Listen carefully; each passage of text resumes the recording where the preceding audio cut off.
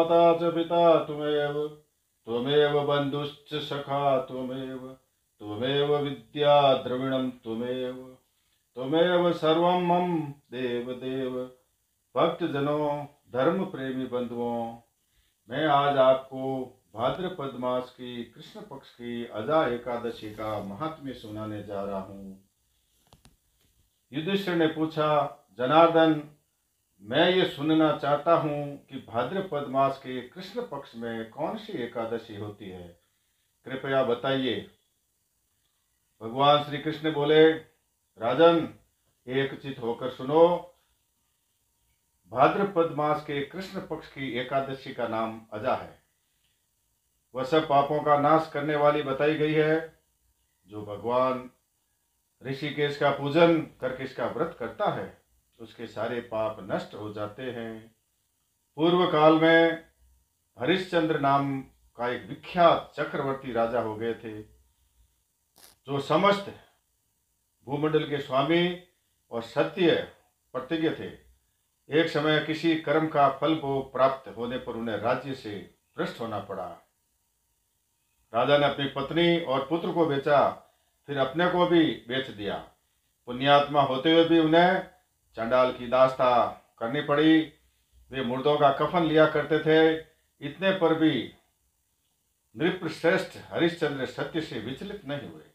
इस प्रकार चांडाल की दास्ता करते उनके अनेक वर्ष व्यतीत हो गए। इससे राजा को बड़ी चिंता हुई। वे अत्यंत दुखी होकर सोचने लगे, क्या करूं, कहाँ जाऊं, कैसे मेरा उद्धार होगा।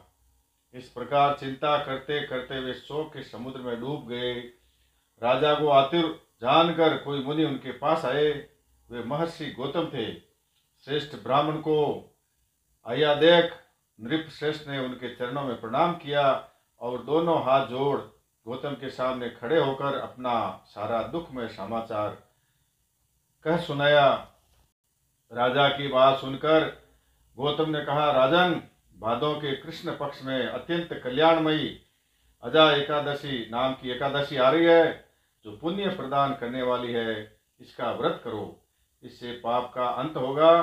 तुम्हारे भाग्य से आज के 7वें दिन एकादशी है। उस दिन उपवास करके रात में जागरण करना। ऐसा कहकर महर्षि गौतम अंतर्ध्यान हो गए। मुनि की बात सुनकर राजा हरिश्चंद्र ने उस उत्तम व्रत का अनुष्ठान किया। उस व्रत के प्रभाव से राजा सारे दुखों से पार हो गए। उन्हें पत्नी का सन्निधान और पुत्र का जीवन मिल गया।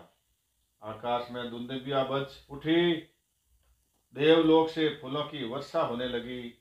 एकादशी के प्रभाव से राजा ने अकंटक राज्य प्राप्त किया और अंत में पुरजन तथा परिजनों के साथ स्वर्ग लोक को प्राप्त हो गए। राजा युधिष्ठिर, जो मनुष्य ऐसा व्रत करते हैं, वे सब पापों से मुक्त हो स्वर्ग लोक में जाते हैं। इससे पढ़ने और सुनने में अश्वमेध यज्ञ का फल मिलता है।